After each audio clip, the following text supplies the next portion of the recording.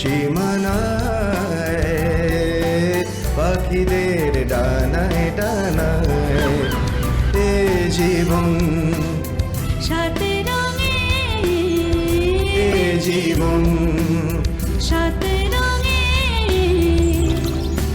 দেখো কত গল্প বলে যায়, দেখো কত গল্প বলে যায়, সেই গল্পের সমুদ্রে ক্যানভাসে রং করা। আমাদের পরিবেশ, আমাদের প্রকৃতি, আমাদের প্রাণ, আমাদের বেঁচে থাকার আখ্যান।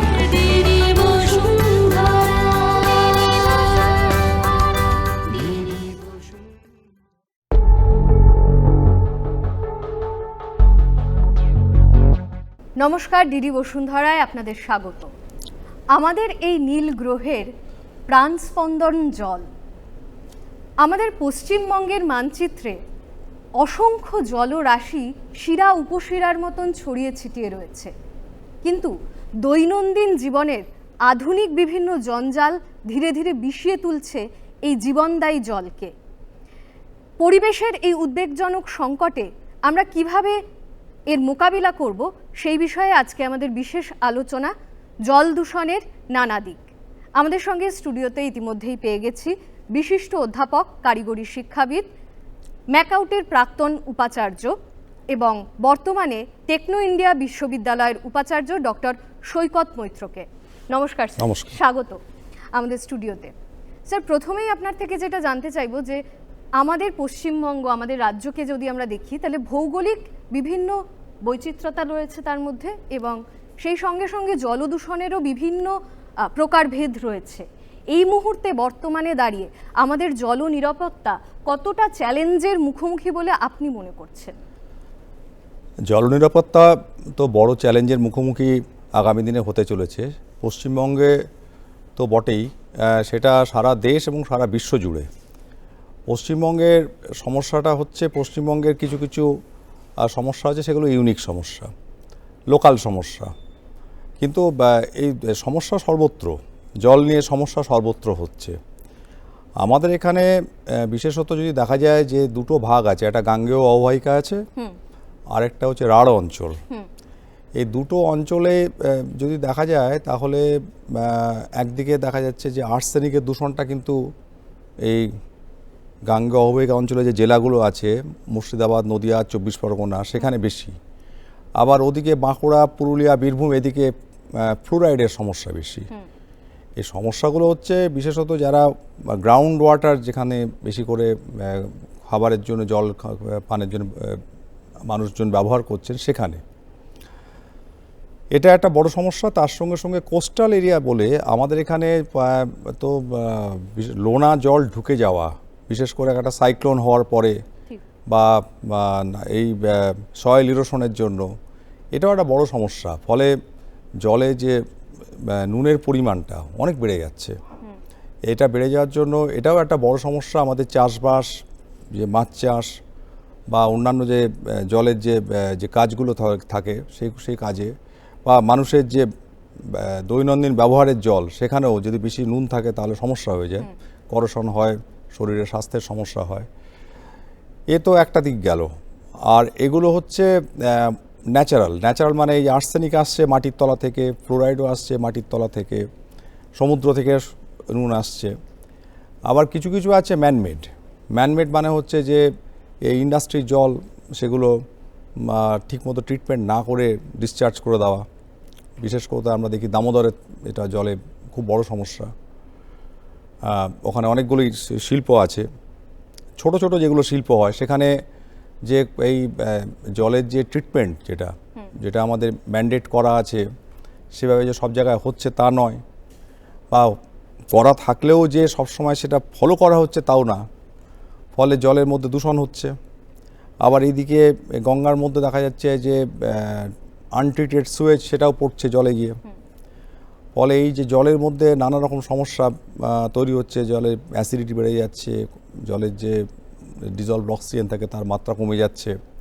এই সব সমস্যাগুলো আমাদের এখানে বেশ বড় চ্যালেঞ্জের ব্যাপার আগামী দিনে। তার সঙ্গে সঙ্গে যে সারফেস ওয়াটার সেটা কিন্তু কমছে। কারণ কি এই যে নানা জায়গায় জলাশয় বুঝিয়ে দেওয়া হচ্ছে, ওয়াটার বডিগুলো কমে যাচ্ছে, এই কমে যাওয়ার জন্য আমাদের একটা বড় সমস্যা আগামী দিনে যত দিন যাচ্ছে আসতে চলেছে। এখান থেকেই আমি আসতে চাই নদী দূষণের বিষয়। নদী তার বৈশিষ্ট্য হচ্ছে বহমানতা। এই বহমানতা নদীর যে বৈশিষ্ট্য সেটা কিন্তু অনেক সেলফ কারেকশন করে, মানে যদি কোথাও দূষণ হয় সেটা কারেক্ট করে নিত নদী। এই বহমানতাটাকে বজায় রাখতে হয়। এখন হয়েছে কি আমাদের নানান কাজের জন্য ড্যাম দেওয়া হয়েছে, ফলে বহমানতা কমে গেছে। এবারে তার সঙ্গে সঙ্গে যে নদীর যে পাড় সেখানে গাছ কেটে ফেলে দেওয়া বা সেখানে দেখা যাচ্ছে যে অবৈধ কিছু কনস্ট্রাকশন করা, তা অনেক নদী কিন্তু নষ্ট হয়ে গেছে, হারিয়ে যাচ্ছে, নষ্ট হয়ে গেছে, মজে যাচ্ছে। আর তারপরে বাঁধের যে সমস্যা, তাতে করে দেখা যাচ্ছে যে নদীর বহমানতা কিন্তু কমে যাচ্ছে। এই বহমানতা কমে যাওয়ার জন্য সমস্যা হচ্ছে যে দূষণের মাত্রা কিন্তু বাড়ছে। আমাদের সবথেকে বড় যে বায়োডাইভার্সিটি যে সুন্দরবন, সেইটা কিন্তু মানে একটা বলতে গেলে আনস্টেবল হয়ে যাচ্ছে। কারণ ওইখান থেকে গঙ্গা বয়ে আনতো নুড়ি পাথর বালি এসব নিয়ে সেখানে ডিপোজিট করতো, করে বছর পর বছর ডিপোজিশন হতো, হয়ে সেগুলো তৈরি হতো। আসছে না বলে এখন আস্তে আস্তে দেখা যাচ্ছে সেখানে সংকোচন হচ্ছে, মানে দ্বীপ ডুবে যাচ্ছে। অনেক দ্বীপ, একটা ঘোড়ামারা আইল্যান্ড আছে, সেটা তো শ্রিঙ্ক করে করে এখন আগে যা ছিল তার খুবই একটা ছোট অংশ পরিণত হয়েছে, অনেক দ্বীপ ডুবে যাওয়ার মুখে। তার সঙ্গে সঙ্গে তো আরও সমস্যা হচ্ছে, সেটা শুধু নদী বলে না, নদীর সমুদ্র সর্বত্র প্লাস্টিক। এই প্লাস্টিক তো সমুদ্রের মধ্যে তো তলায় একটা বিরাট স্তর তৈরি করে, প্লাস্টিকের স্তর।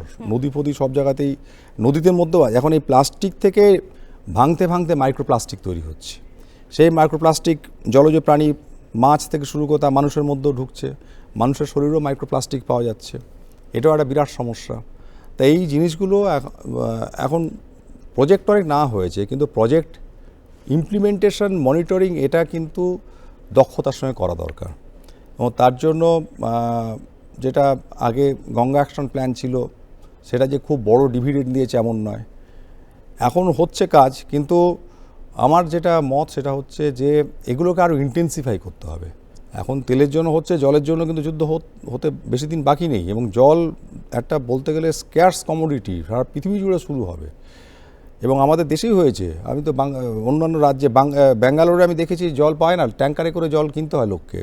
যেহেতু নদীর কথা বললেন, আমার মনে পড়লো যে আমাদের নদীমাতৃক দেশ, ফলত নদীকে আমরা মা হিসাবে পুজো করি এবং পুজোর উপাচারের বিভিন্ন জিনিস নদীতে আমরা ফেলে থাকি, ফলত সেখান থেকে একটা দূষণ তৈরি হয়। তো আমরা সাধারণ দর্শকদের জন্য একটু যদি ছোট্ট করে বুঝিয়ে দিই, কোন জল পানের যোগ্য, কোন জল স্নানের যোগ্য, সেই সূচকটা কিভাবে নির্ধারিত হয়? এখন এগুলো মানে যদি পানের যোগ্য, মানে কতগুলো প্যারামিটার্স আছে। মানে জলের মধ্যে আমরা দেখি জলের পিএইচ কীরকম আছে, সেটা খুব অ্যাসিডিক বা অ্যালকালাইন জল হলে চলবে না। তারপরে জলের একটা বায়োলজিক্যাল অক্সিজেন ডিমান্ড বলে একটা জিনিস থাকে, যেটা মানে জলের মধ্যে, হ্যাঁ বিওডি বলে যেটাকে, যেটা জলের মধ্যে যদি এরকম বায়োলজিক্যাল থাকে, ওয়েস্ট থাকে, সেটাকে ডিকম্পোজ করার জন্য কতটা অক্সিজেন লাগে, যতটা কম থাকা যায় ততই ভালো আর কি। কেমিক্যাল অক্সিজেন ডিমান্ড বলে একটা কথা আছে। তারপরে ডিজলভড অক্সিজেন, মানে জলের মধ্যে কতটা অক্সিজেন দ্রবীভূত আছে, এই সমস্ত প্যারামিটার্স। তারপর total dissolved solid, total suspended solid, মানে কত ভেসে আছে, কতটা ওর মধ্যে ডিজলভ হয়ে আছে, এই রকম এগুলো প্যারামিটার্স। মানে এগুলো যদি খুব বেশি হয়ে যায়, মাত্রা একটা নির্ধারণ করা আছে, সেই মাত্রা নির্ধারণ করা পানীয় জলের জন্য করা থাকে। কিন্তু আমাদের সমস্যা হচ্ছে যে আমাদের জনসংখ্যার একটা বিরাট অংশ, তাদের কাছে তো এই তথ্যগুলো থাকছে না, যে জলে পিএইচ কত, সে মাপ কত, এ কত, সেগুলো তারা তো সেই সুবিধা পায় না এই মাপযোগ করার। ফলে এটা একটা বড় সমস্যা। ফলে যে সময় যে জল আমরা খাচ্ছি, মানে সাধারণ মানুষজন যে জল খাচ্ছেন, সেই জল কিন্তু অধিকাংশ ক্ষেত্রেই দেখা যাচ্ছে নানা রকম অসুখ বিসুখের কারণ হচ্ছে। তো জল একটা মানে বড় সমস্যার জায়গা। এবং কি জল পান করছি সেটা তো আমরা খালি শহুরে মধ্যবিত্ত শিক্ষিত এবং যারা অ্যাফোর্ড করতে পারে, এই সংখ্যার বাইরে প্রচুর লোক আছে যারা এসব না জেনেই জল পান করে যাচ্ছে। তারা যে ড্রিঙ্কিং ওয়াটার মানে হয়তো তুলছে, মানে চাপাকল থেকে তুলছে, সেটা অতটা পানের উপযোগী নয়। আমরা এই বিষয় নিয়ে, সমস্যাগুলো তো আমরা জানলাম, এই বিষয় নিয়ে আমরা আবারও আমাদের আলোচনায় ফিরব এবং সমাধানের পথগুলোকে খোঁজবার চেষ্টা করব। তবে এখন দেখে নেব বিশ্ব পরিবেশ সংবাদ।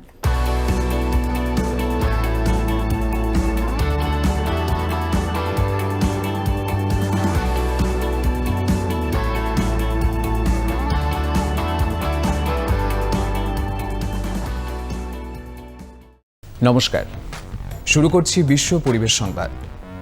প্রবল ঝড়, বজ্রপাত ও ভারী বৃষ্টিতে বিধ্বস্ত হয় উত্তরপ্রদেশের 30টি জেলা। 13ই মে বুধবার সন্ধ্যায় হঠাৎই উত্তরপ্রদেশের বিস্তীর্ণ এলাকা ধূসর মেঘে ঢেকে যায়। প্রবল ধুলাঝড় ও প্রচণ্ড ঝোড়ো হওয়ায় গাছ, বৈদ্যুতিক খুঁটি, টিনের চাল ও বড় বড় হোর্ডিং ভেঙে পড়ে। বহু রাস্তা অবরুদ্ধ হয়ে যায় এবং গাছ চাপায় বহু গাড়ি ক্ষতিগ্রস্ত হয়। অনেক কাঁচা ও দুর্বল বাড়িও ভেঙে পড়ে। কোনো কোনো জায়গায় ঝড়ের গতিবেগ ছিল ঘন্টায় 130 কিলোমিটার। এই প্রবল ঝড় বৃষ্টি ও বজ্রপাতে অন্তত 117 জনের মৃত্যু হয়েছে বলে সরকারের পক্ষ থেকে জানানো হয়েছে। সবচেয়ে বেশি ক্ষতিগ্রস্ত হয়েছে প্রয়াগরাজ জেলা, সেখানে 21 জনের মৃত্যু হয়েছে। এছাড়া ভদোহি, মির্জাপুর, ফতেপুর সহ বহু জেলা থেকে হতাহতের খবর পাওয়া গেছে। আহতের সংখ্যা কমপক্ষে 72 জন। উত্তরপ্রদেশের মাননীয় মুখ্যমন্ত্রী যোগী আদিত্যনাথ নিহতদের পরিবারের প্রতি শোক প্রকাশ করেছেন এবং 24 ঘন্টার মধ্যে আর্থিক সহায়তা দেওয়ার নির্দেশ দিয়েছেন। উদ্ধারকর্মীরা অনেক জায়গায় খালি হাতে ধ্বংসস্তূপ সরিয়ে আটকে পড়া মানুষদের উদ্ধার করেন। সবচেয়ে উল্লেখযোগ্য ঘটনা ঘটেছে বরেলি জেলার বামিয়ানা গ্রামে। সেখানে প্রবল ঝড়ে একটি টিনের চাল উড়ে গেলে এক ব্যক্তি 30 ফুট উচ্চতায় উড়ে গিয়ে প্রায় 50 ফুট দূরে ছিটকে পড়েন। তার হাত ও পা ভেঙে যায় বলে জানা গেছে। আবহবিদদের মতে উত্তর ভারতে তীব্র গরমের পর হঠাৎ আর্দ্রতা বৃদ্ধি ও শক্তিশালী বায়ুপ্রবাহের কারণে এই ভয়াবহ কালবৈশাখী ঝড় তৈরি হয়েছে। দক্ষিণ ইংল্যান্ডের জুরাসিক কোস্ট এবং আইলাভাইট, যা বিশ্বের অন্যতম সমৃদ্ধ জীবাশ্ম ভাণ্ডার হিসেবে পরিচিত। এখানে সমুদ্রের ঢেউ এবং উপকূলীয় ক্ষয়ের কারণে প্রতিনিয়ত নতুন নতুন প্রাগৈতিহাসিক জীবের জীবাশ্ম উন্মোচিত হচ্ছে। জুরাসিক কোস্টে এমন শিলাস্তর রয়েছে যা মেসোজোয়িক যুগের। এই স্তরগুলোতে কোটি কোটি বছর আগের সামুদ্রিক প্রাণী, ডাইনোসর ও উড়ন্ত সরীসৃপের চিহ্ন সংরক্ষিত আছে। উপকূলের খাড়া পাহাড়ে ঢেউ আঘাত হানায় শিলাস্তর ধীরে ধীরে ভেঙে যায় এবং নতুন জীবাশ্ম বেরিয়ে আসে। ভূতত্ত্ববিদ ডক্টর পল ডেভিসের ভাষায়, যদি আপনার বাড়ি পাহাড়ের কিনারায় হয় তাহলে ক্ষয় ভালো লাগবে না, কিন্তু আপনি যদি জীবাশ্মবিদ হন তাহলে ক্ষয় খুবই ভালো। আজকের ডরসেট অঞ্চলে একসময় ছিল উষ্ণ ও অগভীর ট্রপিক্যাল সাগর। এখানে বাস করত ইকোথিওসর, প্লেসিওসর, প্লিওসর ও অ্যামোনাইট এবং অসংখ্য শামুক ও ঝিনুক জাতীয় প্রাণী। এদের মৃত্যুর পর কাদামাটি ও পলির নিচে চাপা পড়ে এরা জীবাশ্মে পরিণত হয়।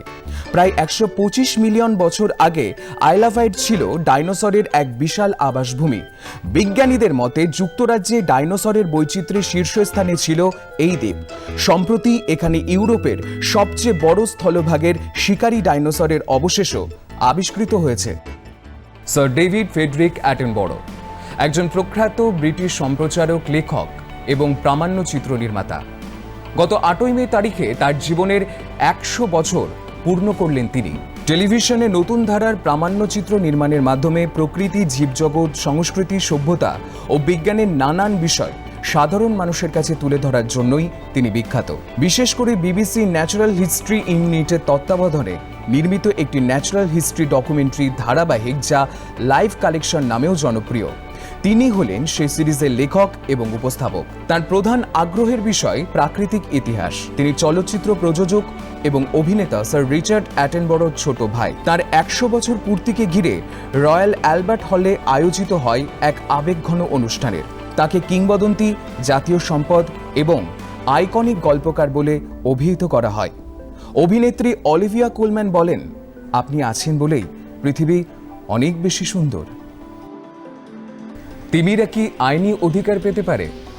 নিউজিল্যান্ডের সংসদে এমনই একটি বিল উত্থাপন করা হয়েছে যা তিমিদের আইনি সত্তা এবং অন্তর্নিহিত অধিকারকে স্বীকৃতি দিতে চায়। এটি আইন হিসেবে পাশ হলে বিশ্বজুড়ে তিমি সংরক্ষণে এটি একটি গুরুত্বপূর্ণ মাইলফলক হতে পারে। 5ই ফেব্রুয়ারি গ্রিন পার্টির সংসদ সদস্য Tianau Tuiono New Zealand parliament house of রিপ্রেজেন্টেটিভসে তোহরা ওরাঙ্গা বিল উপস্থাপন করেন। এই প্রস্তাবিত আইনটি একটি পরিবেশ কেন্দ্রিক আইনি পরিকাঠামোকে এগিয়ে নিয়ে যেতে চায়, যার লক্ষ্য নিউজিল্যান্ডের আশেপাশের প্রশান্ত মহাসাগরে বসবাসকারী তিমিদের সুরক্ষা জোরদার করা। এর মধ্যে রয়েছে বেলিন তিমি, স্পাম তিমি, বিক্ট তিমি, অর্কা এবং পাইলট তিমি। বিলটি পাশ হলে তিমিদের কেবল আইনের বস্তু হিসেবে নয়, বরং অধিকার সম্পন্ন সত্তা হিসেবে স্বীকৃতি দেওয়া হবে। বর্তমানে নিউজিল্যান্ডে 22% তিমি ও অন্যান্য সামুদ্রিক স্তন্যপায়ী প্রাণী বিলুপ্তির ঝুঁকিতে রয়েছে। তাই এই আইন নির্বিচারে মাছ ধরা, দূষণ এবং অন্যান্য মানবিক কার্যকলাপের বিরুদ্ধে শক্তিশালী সুরক্ষা দিতে পারে। বর্তমানে নিউজিল্যান্ডে 22% তিমি ও অন্যান্য সামুদ্রিক স্তন্যপায়ী প্রাণী বিলুপ্তির ঝুঁকিতে রয়েছে। তাই এই আইন নির্বিচারে মাছ ধরা, দূষণ এবং অন্যান্য মানবিক কার্যকলাপের বিরুদ্ধে শক্তিশালী সুরক্ষা দিতে পারে। আমরা কৃতজ্ঞতা জানাই বিবিসি, এবিসি, নেটফ্লিক্স এবং রয়টার্সকে। বিশ্ব পরিবেশ সংবাদ আজ এখানেই শেষ হচ্ছে। নমস্কার।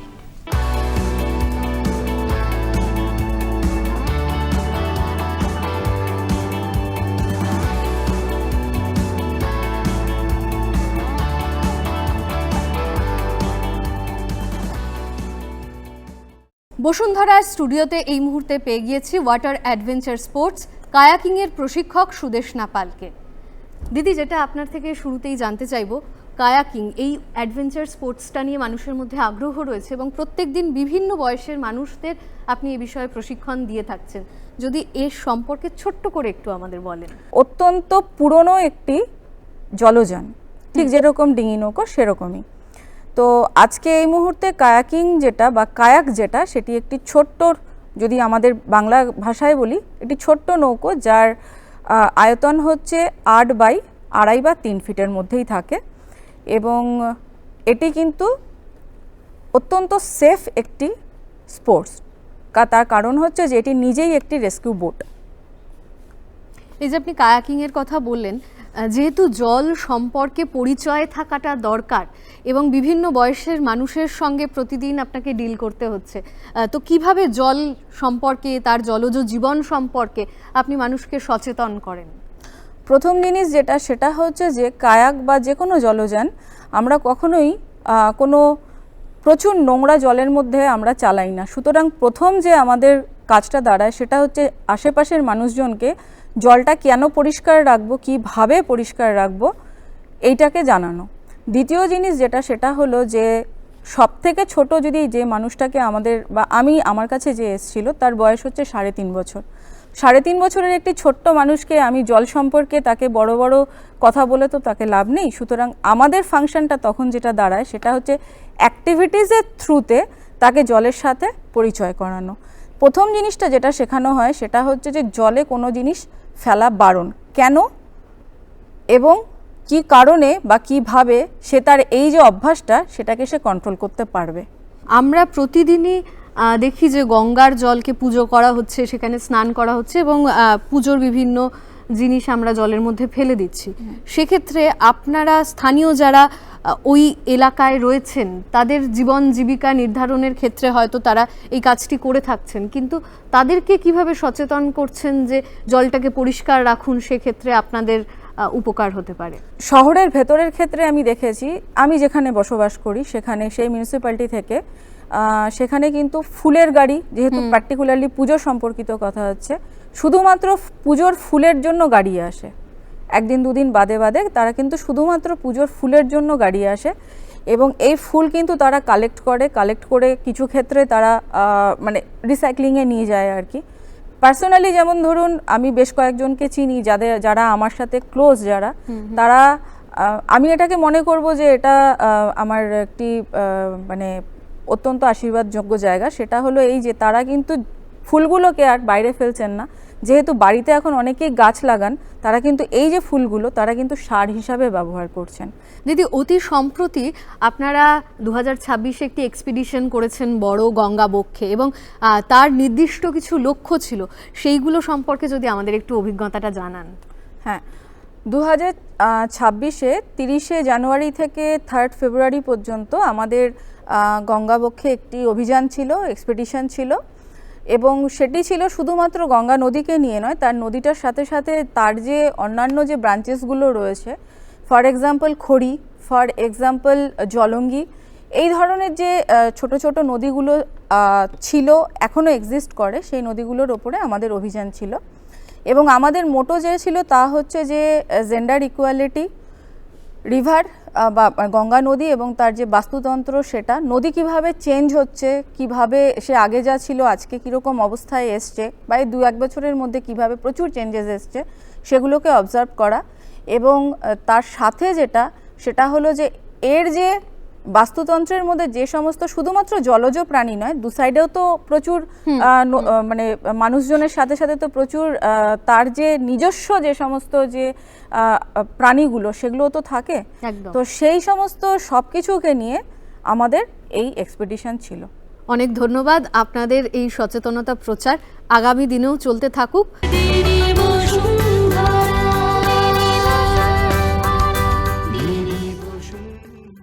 আবারও ফিরে এলাম আমাদের মূল আলোচনায়। আমাদের সঙ্গে এই মুহূর্তে স্টুডিওতে রয়েছেন ডক্টর সৈকত মৈত্র।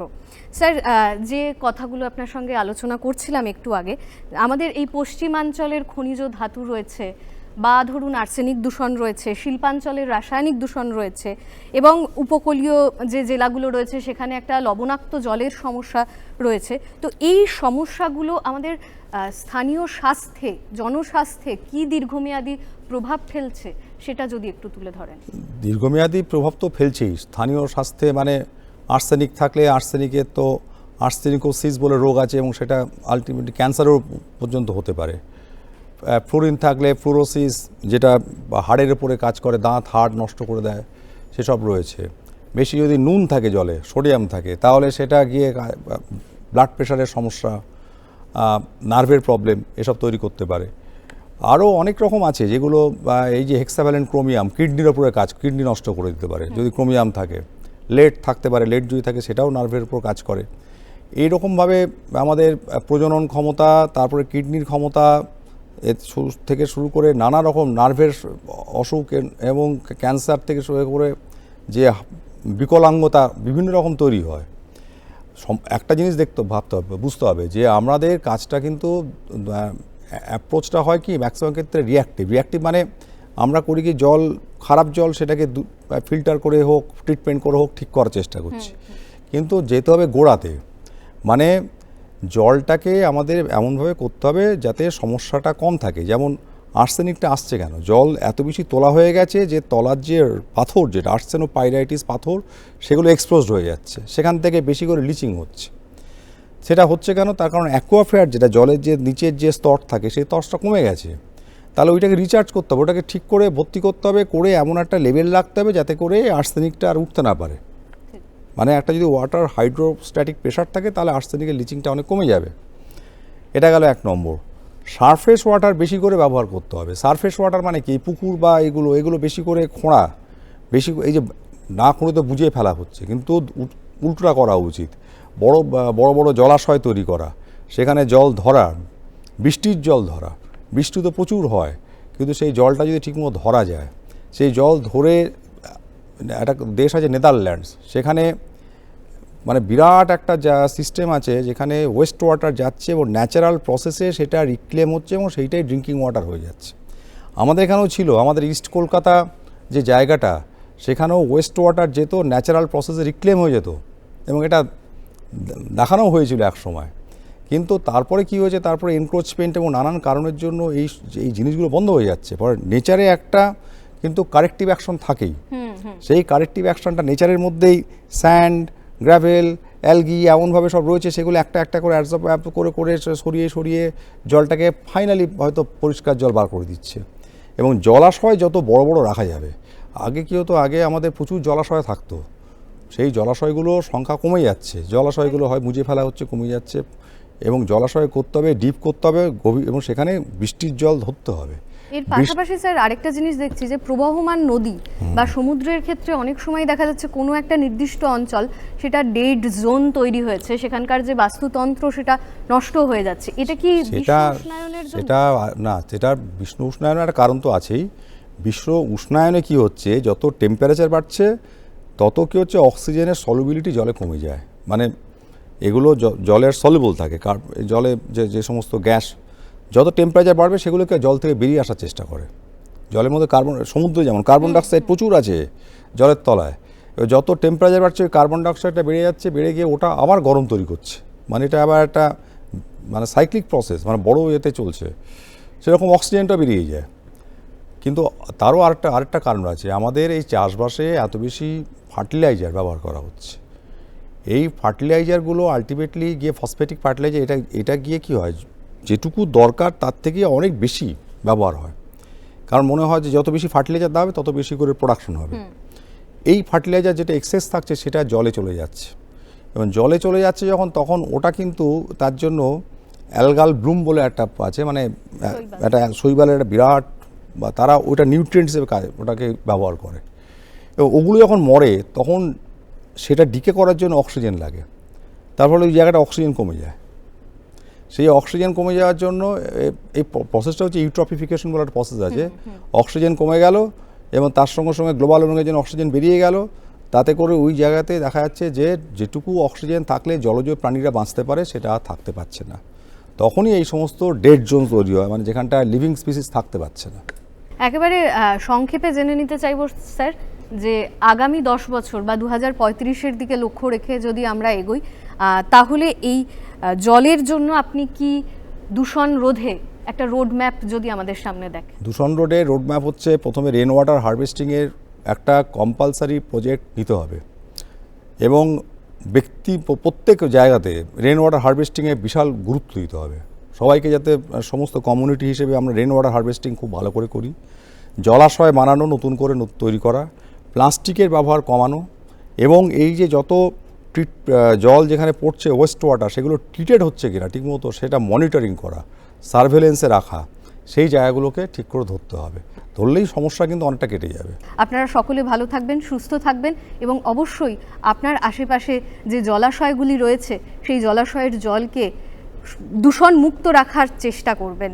নমস্কার, আজকের মতো ডিডি বসুন্ধরা এই পর্যন্তই।